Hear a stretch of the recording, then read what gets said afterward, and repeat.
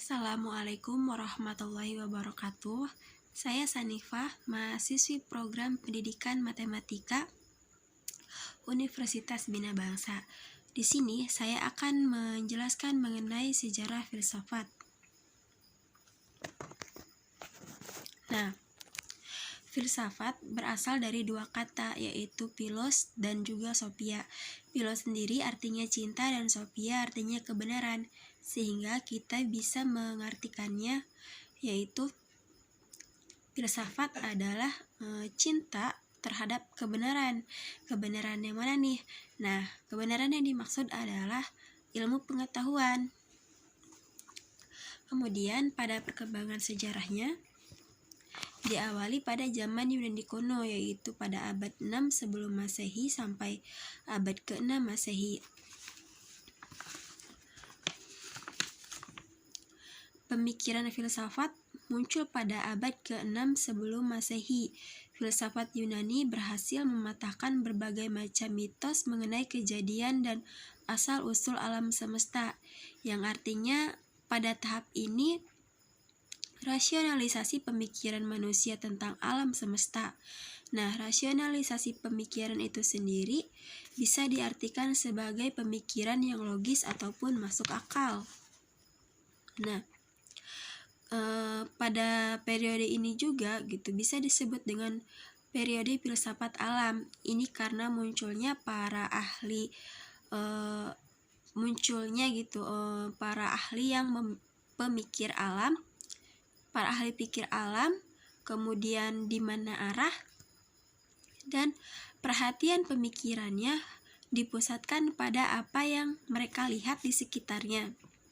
Mereka membuat berbagai pertanyaan tentang kejadian alam berdasarkan akal pikiran, bukan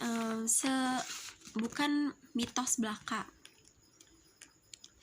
Nah, filosof yang mengembangkan filsafat pada zaman Yunani kuno adalah Socrates. Kemudian dilanjutkan oleh muridnya, yaitu Plato, dengan mengarang dialog seperti gurunya, yaitu Socrates. Bagi Plato, berfilsafat artinya mencari kebenaran, dan kebenaran itu bisa dicari dengan berdialog. Kemudian pada perkembangan yang selanjutnya, yaitu ada pada zaman pertengahan atau abad ke-6 Masehi sampai 16 Masehi. Nah, pada masa ini terdapat periode yang membuat perkembangan filsafat tidak berlanjut, yaitu pada masa skolastik Kristen. Ini dikarenakan pihak gereja membatasi para filosof dalam berpikir, yang menyebabkan ilmu pengetahuan menjadi terhambat dan tidak berkembang. Nah, jika terdapat pemikiran filsafat yang bertentangan dengan gerejawan, maka filosof tersebut dianggap murtad karena tidak berlainan dengan pemikiran gerejawan, seperti itu. Nah, pada abad pertengahan ini dibagi menjadi dua periode, yaitu periode skolastik Islam dan periode skolastik Kristen. Nah, pada periode skolastik Islam, para filosof Islamlah yang pertama kali mengenalkan filsafat Aristoteles. Di antaranya adalah Ibnu Rushd, yang mengenalkan filsafat Aristoteles kepada orang-orang barat yang belum mengenalnya. Nah, maksudnya itu belum mengenal si Aristoteles ini nih, sehingga Aristoteles ini dikenalkan oleh filosof orang Arab itu sendiri. Maksudnya filosof yang berasal dari Islam. Kemudian pada masa skolastik Kristen, kekuasaan agama masih begitu berpengaruh terhadap perkembangan ilmu pengetahuan. Nah, pada masa ini terjadi tren perbudakan yang membuat para pemikir terbatas hanya dari kaum agamis yang berada di gereja saja. Nah, pada masa inilah perkembangan filsafat ilmu pengetahuan menjadi sangat buruk. Kenapa? Ya, karena si filosof ini gitu tuh pemikirannya dibatasi oleh para gerejawan gitu, sehingga seperti yang tadi disampaikan di awal gitu, ketika pemikiran mereka itu bertentangan dengan pemikiran gerejawan, maka mereka akan dianggap murtad seperti itu. Kemudian yang selanjutnya adalah di zaman Renaissance, yaitu pada abad 14 Masehi sampai 16 Masehi.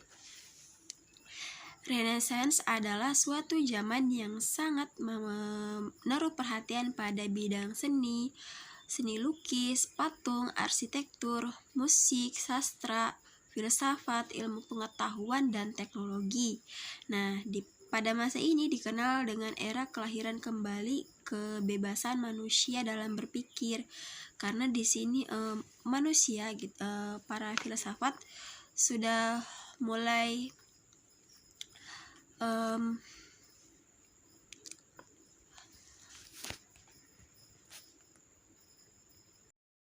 kemudian yang selanjutnya yaitu masa abad modern, yaitu di mana pada masa ini menempatkan manusia pada tempat yang sentral dalam pandangan kehidupan, sehingga corak pemikirannya antroposentris. Nah, di sini ada René Descartes sebagai bapak filsafat modern yang memadukan ilmu alam dengan ilmu pasti ke dalam pemikiran filsafat. Yang terakhir yaitu pada filsafat abad ke-20. Nah, ini adalah filsafat yang sekarang atau bisa disebut juga filsafat kontemporer. Ciri khasnya adalah desentralisasi manusia. Nah, dalam bidang bahasa pun terdapat pokok-pokok masalah, yaitu arti kata-kata dan pernyataan-pernyataan. Sekian dari saya, kurang lebihnya saya mohon maaf. Wassalamualaikum warahmatullahi wabarakatuh.